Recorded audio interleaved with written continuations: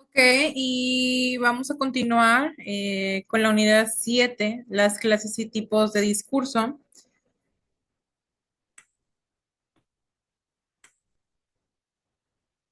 Que es definir qué es un discurso informativo, puede ser sencillo y algo complicado al mismo tiempo. De una manera muy simple, un discurso informativo puede definirse primero como un discurso basado total y exclusivamente en hechos. Básicamente, en un discurso informativo transmite conocimientos, una tarea de cada persona que cada persona realiza todos los días de alguna forma u otra. Un discurso informativo no tiene, no intenta convencer al público de que una cosa es mejor que otra. Aquí deriva mucho cómo queremos hacer un discurso, cómo queremos hablar, cómo queremos referirnos de un cierto tema. Sí, vamos a ver un breve videito que nos va a hablar un poquito más de los tipos de discurso eh, y darnos una breve explicación sobre este tema, ¿ok? Espero que hasta aquí vayamos bien con con los temas, vayamos muy en orden más que nada, ¿sí? Realmente los temas, lo vuelvo a repetir, es algo muy completo, muy complejo, muy informativo. Buscar las breves definiciones, los breves conceptos para que podamos entender sobre estos temas, ¿verdad? Un más factibles, más con que no de mucha información, sino de saturarnos de algo que sea sencillo, ¿sí?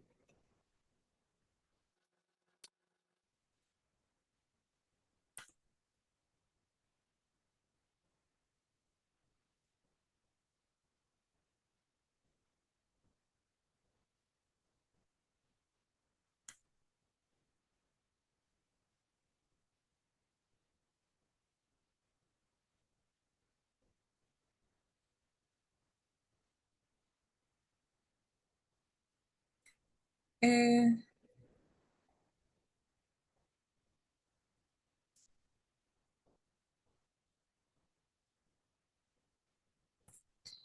video.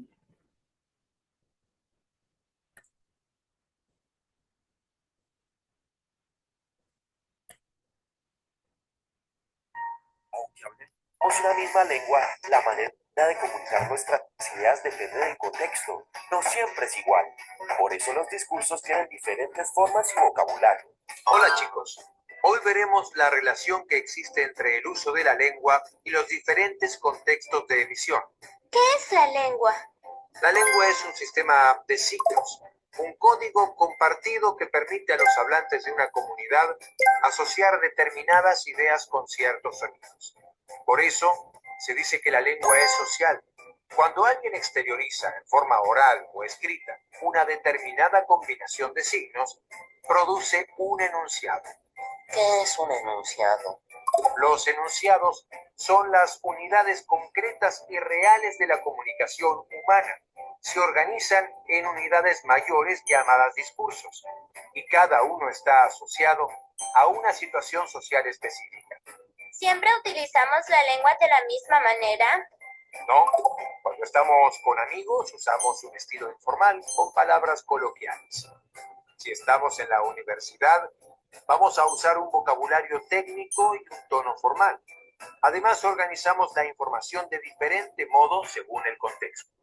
Aquí es a lo que yo me refería anteriormente con las otras diapositivas, que teníamos que tener un tono de voz esencial, específico para cierto tipo de discurso, para cierto tipo de saber expresarnos con otras personas. Eso es muy importante tener esta comunicación formal, por así decirlo, tener una buena presentación en cuestión del habla, ¿sí?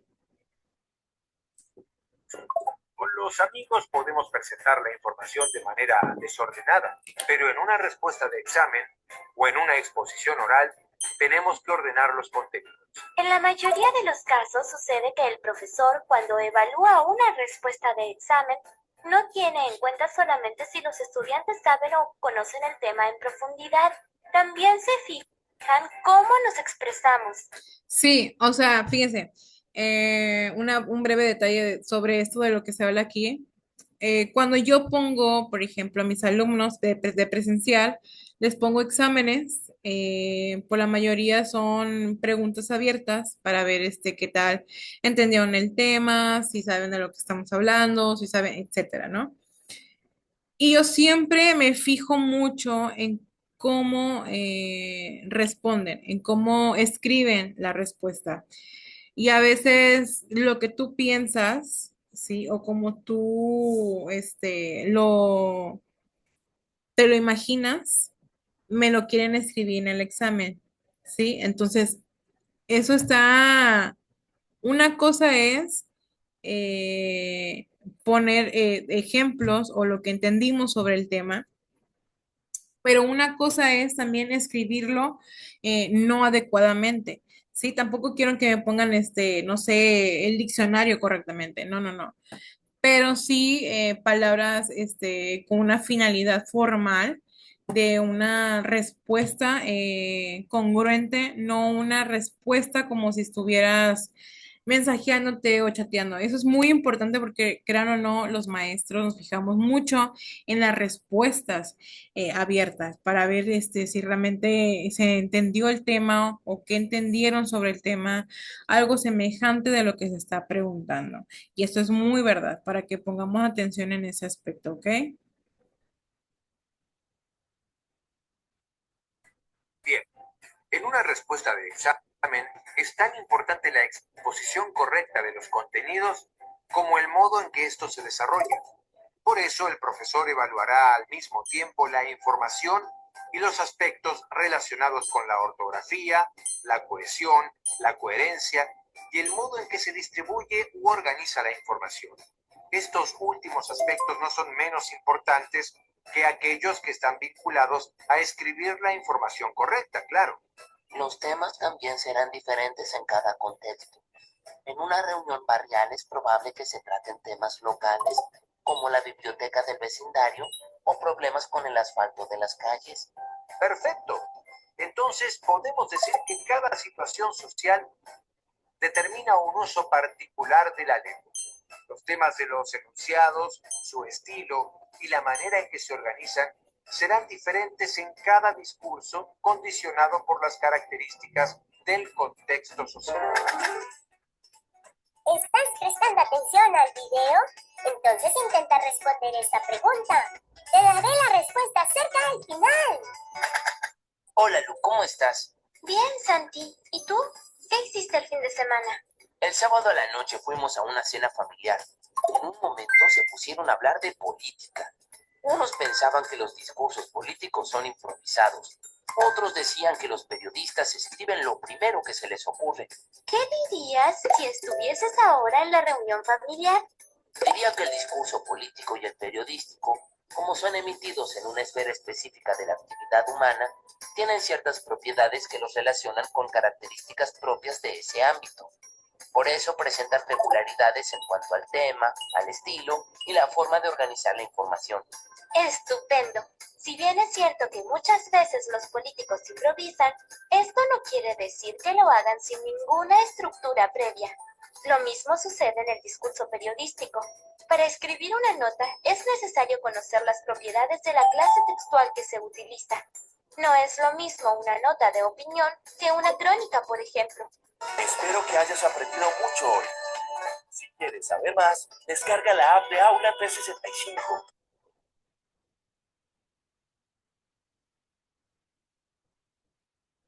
Vemos aquí más detallado en cómo podemos utilizar ese tipo de herramientas para hacer un discurso, en cómo también nosotros podemos evolucionar en cuestión de utilizar ese tipo de elementos, ¿ok?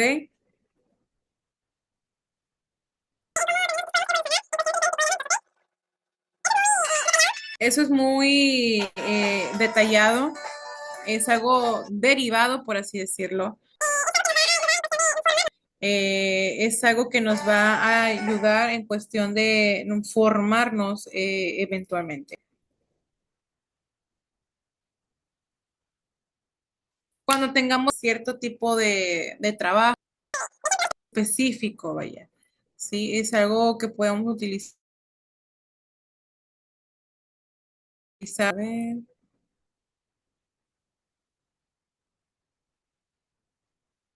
didáctico, lenguaje, con un discurso. Tiene que ver mucho un mensaje. Tenemos un lenguaje específico y correcto, algo formal. ¿Sí me explico?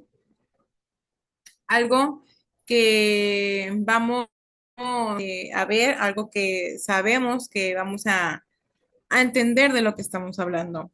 Más que nada en tener una coherencia, ¿sí? Y ahorita vamos con lo que viene siendo un texto explicativo.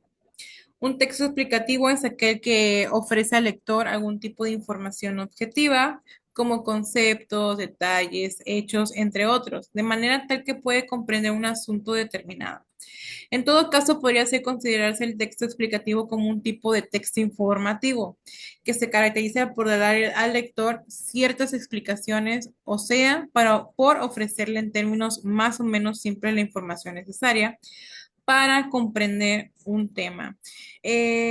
Un tema explicativo es algo que si, no sé, voy a investigar un tema, ¿no? Algo de que yo voy a hablar, algo que yo voy a dar una conferencia, algo que yo voy a hacer un discurso, algo de sociedades, algo de civismo, algo de cultura, etcétera, ¿sí?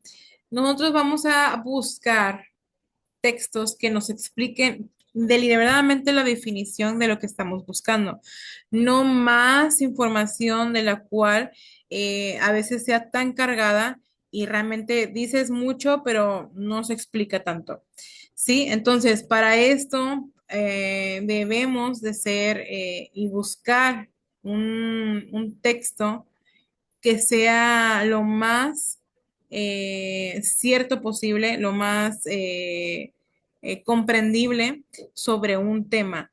Sí, por eso yo les comento de que si vamos a hacer proyectos de investigación, si vamos a hacer eh, trabajos, tareas, etcétera, si vamos a investigar de un cierto tema, hay que saber y leer primero el texto para saber si podría ser algo explicado, algo educativo y que podamos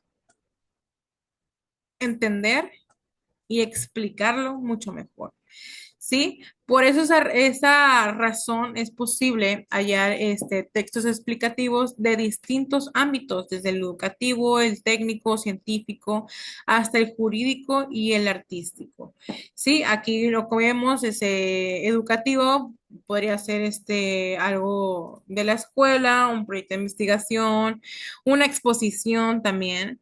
Sí, en lo técnico o científico es algo que estamos nosotros investigando científicamente, algo para recurrir, qué tipo de finalidad puede tener este tipo de resultados, estudiar, no sé, la síntesis, las metáforas, etcétera.